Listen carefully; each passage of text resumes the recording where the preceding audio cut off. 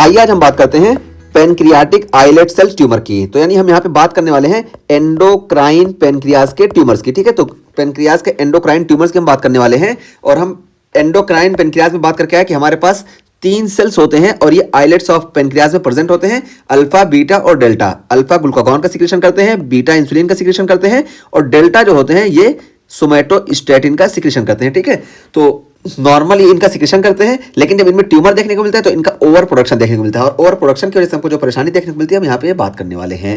तो सबसे पहले हम बात करते हैं इंसुलिनोमा की। इंसुलिन हमारे सिक्रेट होता है beta cells of the islet cells है। तो beta cell of islets insulin का सिक्रेशन करेंगे, लेकिन जब यहाँ पे ट्यूमर हो जाएगा तो इसी बीटा सेल के जरिए बहुत ज्यादा इंसुलिन का सिक्रेशन होगा, तो इसको हम बोलते हैं इंसुलिनोमा।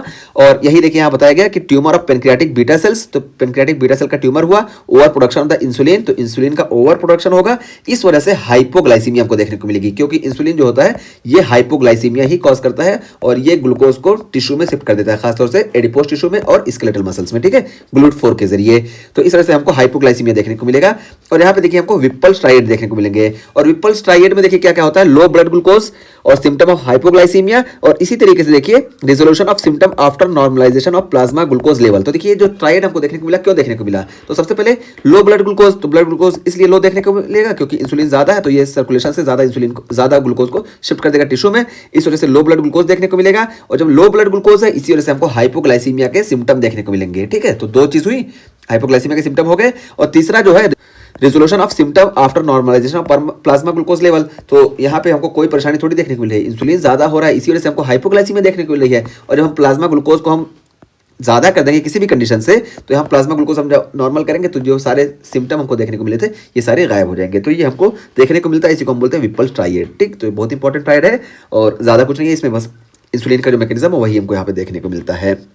और देखिए ये हाइपोग्लाइसीमिया के सिम्टम क्या है, लिथार्जी है, सिंकोप है, डिप्लोपिया, ये सारे हाइपोग्लाइसीमिया के सिम्टम हो गए। और उसका फिर यहाँ पे देखिए एक चीज बताई गई कि symptomatic patient have decrease blood glucose and increase C peptide level. तो जो सिम्टोमेटिक पेशेंट होंगे उनमें ब्लड ग्लूकोज तो कम होगा ही, क्योंकि इंसुलिन ज्यादा है इस वजह से ब्लड ग्लूकोज कम होगा और सी पेप्टाइड का लेवल ज्यादा होगा। तो सी पेप्टाइड का लेवल ज्यादा क्यों होगा, क्योंकि इंसुलिनोमा है ना, तो इंसुलिनोमा है, बीटा सेल से इंसुलिन का सिक्रेशन हो रहा है। और जब बीटा सेल से इंसुलिन का सिक्रेशन होता है तो हम बता के आए हैं कि हमारी प्री प्रो इंसुलिन जो भी बनती है तो इसमें सी पेप्टाइड का भी फॉर्मेशन होता है। और जब एंडोजीनस इंसुलिन का सिक्रेशन होता है तो सी पेप्टाइड भी हमारे सर्कुलेशन में बराबर होती है, तो इस वजह से यहाँ पे सी पेप्टाइड का लेवल ज्यादा होगा। जबकि देखिए अगर कोई ऐसी कंडीशन है जिसमें हमारा कोई पेशेंट है वो इंसुलिन ज्यादा ले लिया, उसको हम इंसुलिन देते हैं, ठीक है इंसुलिन देते हैं, लेकिन गलती से उसको इंसुलिन ज्यादा लग गई, तो यहाँ पे भी हमको ये इंसुलिनोमा लाइक कंडीशन देखने को मिलेंगे। ये विप्पल स्ट्राइड लगभग देखने को मिलेगा।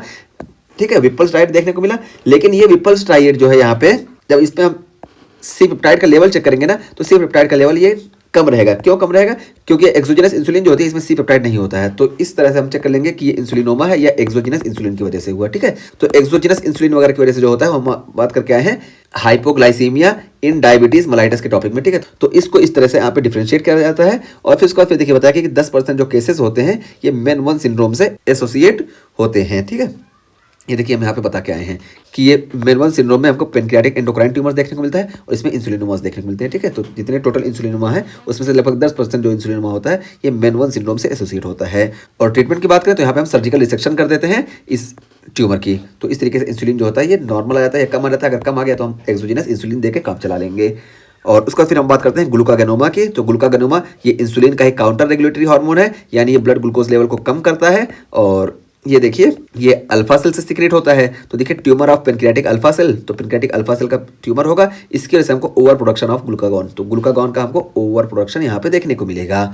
और यहाँ पे देखिए हमको 6 Ds प्रेजेंटेशन में देखने को मिलेगा। सबसे पहला हमारा डर्मेटाइटिस है, तो डर्मेटाइटिस में देखिए हमको न्यूरोलिटिक माइग्रेटरी इरिथमा या रैश देखने को मिलेगा। तो ये डर्मेटाइटिस हो गया। दूसरा हमारा डायबिटीज मलाइटस हो गया।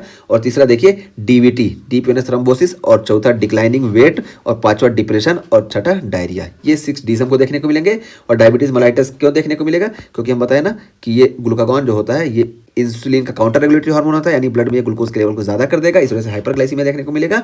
और ये वेट लॉस क्यों देखने को मिलता है, क्योंकि हमको मालूम है कि ये जो हमारे एडिपोज टिश्यू होते हैं यहाँ पे लाइपोप्रोटीन लाइपेज एंजाइम जो प्रेजेंट होता है, इस लाइपोप्रोटीन लाइपेज को ग्लूकागॉन स्टिमुलेट करता है। और जब इसको स्टिमुलेट करेगा तो ये एडिपोज टिश्यू का ब्रेकडाउन ज्यादा देखने को मिलेगा और साथ साथ जो हमारा ग्लूकोज ब्लड में है, ये ब्लड वाला ग्लूकोज जो है ये टिश्यू में नहीं जाएगा, इस वजह से वेट गेन नहीं होगा और यहाँ से डिपोज टिश्यू का ब्रेकडाउन होगा, इस वजह से हमको वेट लॉस देखने को मिलेगा।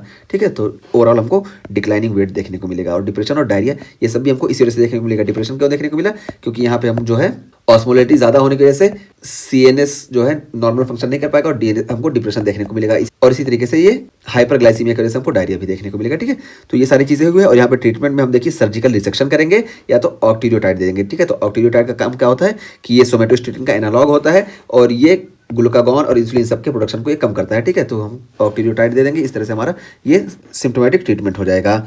और उसके बाद फिर हम बात करते हैं सोमेटोस्टेटिनोमा की। तो देखिए सोमेटोस्टेटिन ये delta cell of the pancreas से सीक्रेट होता है और हम बताए थे कि डेल्टा सेल ये पूरे पेनक्रियाज में कहीं भी बिखरे होते हैं डॉग की तरह, और ये सोमेटोस्टेटिन का प्रोडक्शन करते हैं। यहाँ पे क्या होगा कि ट्यूमर ऑफ डेल्टा सेल्स, जिसकी वजह से ओवर प्रोडक्शन ऑफ सोमेटोस्टेटिन, तो सोमेटोस्टेटिन का ओवर प्रोडक्शन होगा, जिस वजह से देखिए डिक्रीज सिक्रीशन ऑफ सिक्रेटिन, तो सिक्रेटिन का सिक्रीशन जो होगा ये कम हो जाएगा, साइटोकाइनिन का सिक्रीशन कम हो जाएगा, ग्लूकागॉन का सिक्रीशन कम हो जाएगा, इंसुलिन का सिक्रीशन कम हो जाएगा, गैस्ट्रिन का सिक्रीशन कम हो जाएगा और गैस्ट्रिक इनहिबिटरी पेप्टाइड इन सबका सिक्रीशन कम हो जाएगा। नॉर्मल भी ये इनका सिक्रीशन कम करते हैं, लेकिन इनका सिक्रीशन जितनी जरूरत होती है सोमेटोस्टेटिनोमा सोमेटोस्टेटिन उतना ही सिक्रेट होता है, लेकिन यहाँ पे इनका जो सिक्रीशन होता है बहुत ज़्यादा कम हो जाता है। जब बहुत ज़्यादा कम हो जाता है तो हमको देखिए डायबिटीज़ लाइक सिम्टम देखने को मिलेंगे, स्टोटोरिया देखने को मिलेगा, गॉल स्टोन देखने को मिलेंगे और एक्लोरिडेरिया देखने को मिलेगा। क्यों देखने को मिलेगा? तो देखिए डायबिटीज़ और ग्लूकोज इंटॉलरेंस देखने को मिलेगा क्योंकि यहाँ पे इंसुलिन का प्रोडक्शन नहीं हो रहा है। स्टोटोरिया देखने को मिलेगा क्योंकि यहाँ पे फैट का एब्जॉर्प्शन नहीं हो पाएगा। और देखिए गॉल स्टोन देखने को मिलेंगे क्योंकि यहाँ पे कोलेसिस्टोकाइनिन वगैरह का रिलीज नहीं हो रहा है, इस वजह से यहाँ पे बाइल जूस का सिक्रेशन नहीं होगा और पेनक्रियाटिक एंजाइम का सिक्रेशन नहीं होगा। और एक्लोरिडेरिया देखने को मिलेगा क्योंकि ये गैस्ट्रिक सिक्रेशन को भी इनहिबिट कर देते हैं, तो इस वजह से हमको एक्लोरिडेरिया भी देखने को मिलेगा। और यहाँ पे हम ट्रीटमेंट की बात करें तो सर्जिकल रिसेक्शन हम करते हैं और सोमेटोस्टेटिन एनालॉग देते हैं। तो देखिए सर्जिकल रिसेक्शन तो ठीक है, लेकिन सोमेटोस्टेटिन एनालॉग क्यों देते हैं? यहाँ पे सोमेटोस्टेनोमा हुआ फिर सोमेटोस्टेटिन एनालॉग क्यों देते हैं? देखिए इसमें बहुत ज्यादा कंफ्यूज नहीं होना है, बस ये क्या है सोमेटोस्टेटिन एनालॉग जो होता है ना, ये जो डेल्टा सेल होते हैं ना आके इनको भी इनहिबिट कर देता है। तो सोमेटोस्टेटिन का काम क्या होता है कि इनहिबिटरी एक्शन दिखाता है, तो सोमेटोस्टेटिन आके सीधा डेल्टा सेल को भी इनहिबिट कर देगा और जब डेल्टा सेल इनहिबिट हो जाएंगे ट्यूमर वाले, तो इसकी वजह से हमको जो नेचुरल सोमेटोस्टेटिन का ओवर प्रोडक्शन देखने को मिला था ना, ये नहीं देखने को मिलता है। वैसे अगर हम सोमेटोस्टेटिन नहीं दे रहे हैं तो ये जो सोमेटोस्टेटिनोमा की कंडीशन में सोमेटोस्टेटिन सीक्रेट हो रहा है ना, ये इनहिबिटरी एक्शन नहीं दिखा पाता है, लेकिन हम ऑक्टीरियोटाइड देंगे ना तो ये इस डेल्टा सेल पे इनहिबिटरी एक्शन दिखाएगा, इस वजह से सोमेटोस्टेटिन का सिक्रेशन कम हो जाएगा।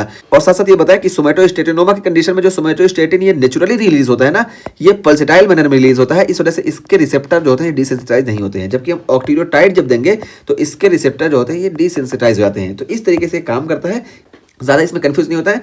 मेन जो हमारा ट्रीटमेंट होता है ये सर्जिकल रिसेक्शन होता है। तो ये जो तीनों पेनक्रियाटिक ट्यूमर्स हैं यानी पेनक्रियाटिक एंडोक्राइन ट्यूमर्स, इन सब में हमारा मेन ट्रीटमेंट जो होता है ये सर्जिकल रिसेक्शन ही होता है। और इसमें से सबसे ज़्यादा कॉमन हमारा जो होता है ये इंसुलिनोमा ही होता है। ठीक है, मोस्ट कॉमन हमारा इंसुलिनोमा होता है और ये सोमेटोस्टेटिनोमा जो होता है ये रेयर होता है।